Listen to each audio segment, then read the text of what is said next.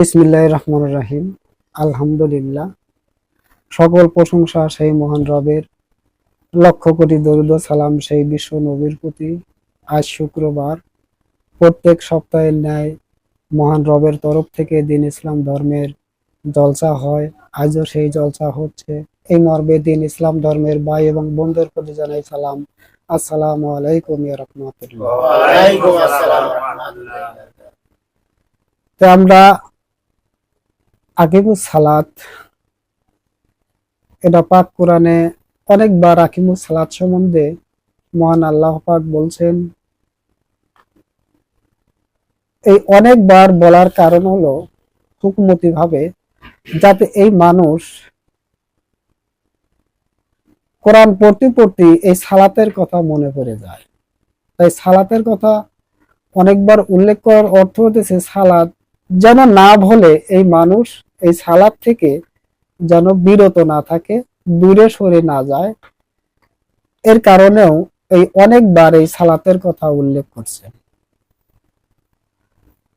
আমরা এই সালাত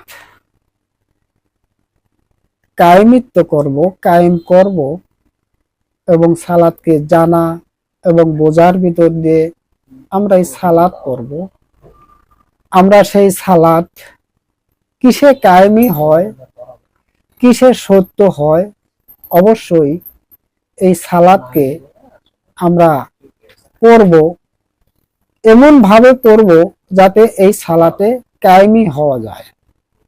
যার জন্য এই সালাতের কথা, সালাতের আদেশ এবং উপদেশের কথা, নিষেধের কথা অনেকবার কোরআন স্মরণ করে দিছে এই মানুষে।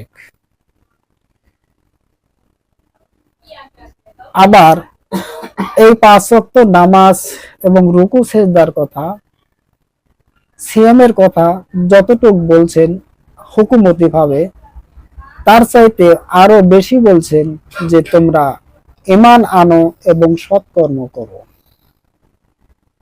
সিয়াম পালনের কথা কোরআনে যে কয়েকবার উল্লেখ করছে, তার চাইতে বেশি উল্লেখ করছে তোমরা সৎকর্ম করো এবং ঈমান আনো। এটা অনেকবারও বলা আছে, আমাদের স্মরণ করা দিয়েছে যে তোমরা সৎকর্ম করো এবং ঈমান আনো। এটাও অনেকবার আমাদের বলছেন। আমরা এই কোরআনের আইনগুলো শোনার পরেও আমরা ভুলে যাই। যেমন কোরআনের আয়াত আছে যে তোমরা যাকে বলো, অন্যকে যা বলো তোমরা নিজেরাই ভুলে যাও। কারণ অন্যকে সৎ উপদেশ আমরা দিয়ে থাকি, কিন্তু আমরা নিজেরাই যে অসৎ মানুষের ভিতরে নিজেকে যে অসৎ করে রেখেছি, এটা আমরা ভুলে যাই। অপরকে সেই আদেশ উপদেশ দেই এবং জ্ঞান দেই, বুঝ দেই, কিন্তু অথচ নিজেরাই সেই নিজের সৎ চরিত্র গুণকে ফুটায়ে না তুলে অসতের ভিতরে থেকে অন্য মানুষকে সেই সতের আহ্বান করি। যার জন্যই যে তোমরা অপরদের বলো, তোমরা নিজেরাই ভুলে যাও। অপরদের আদেশ যদি দেই, নিষেধ যদি করি, কোরআনের আইন যদি তাদের উপরে রাখি, তাহলে এটা অবশ্যই অবশ্যই আমাকে বুঝতে হবে আমি নিজেই সেই কোরআনের আইনের ভিতরে আছি কিনা।